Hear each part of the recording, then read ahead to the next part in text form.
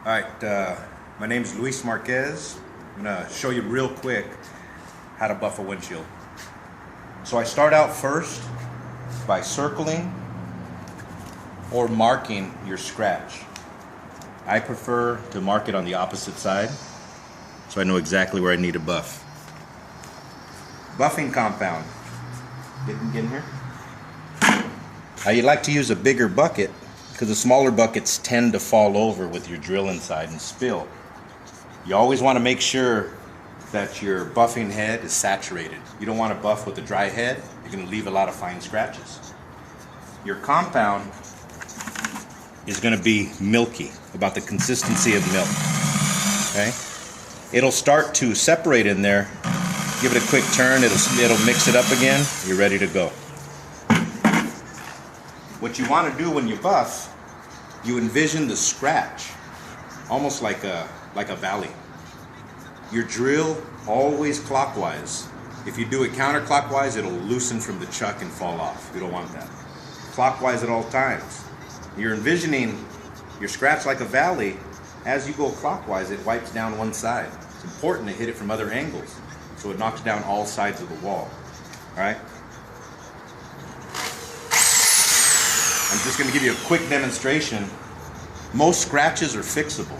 When they're really deep, depending on location of course, when they're really deep, they probably won't come out, but we could camouflage them depending on where it's at.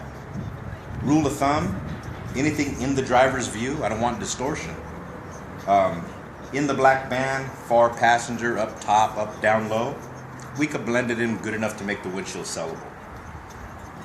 If you notice when you're buffing, first of all, always buff full speed. If you notice your drill bit when you're buffing bouncing, don't do that. It's going to scratch your windshield with a bunch of fine scratches. You want to find your place where it's laying as smooth as possible and the head is gliding on the glass. Okay?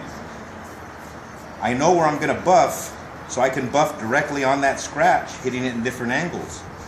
If the scratch is deep, I also want to buff the surrounding areas to bring down the surface evenly, to bring down an even plane.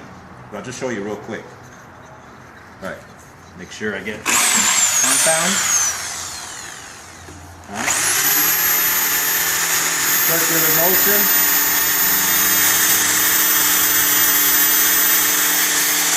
Different angle.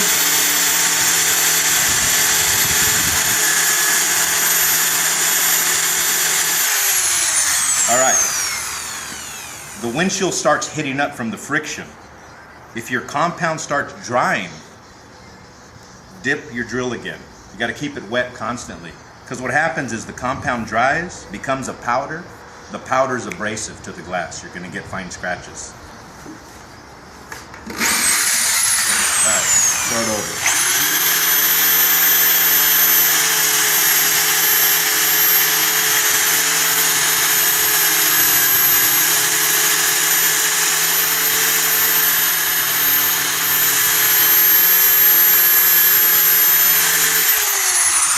Let's see if that came out.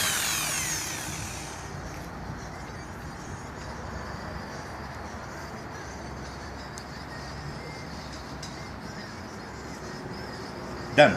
That's fixable 100%. Came out all the way. All that's left, clean it off, remove all traces of compound. Customers know if you buffed on a windshield. And when they see compound, even though it came out completely, they're going to look a little more carefully. And they might find something else. Anyways, I'd clean it up, take off this tip tape, clean underneath, put a new piece of tape, and we're ready to go. That's it. Sorry it took so long, Ramon.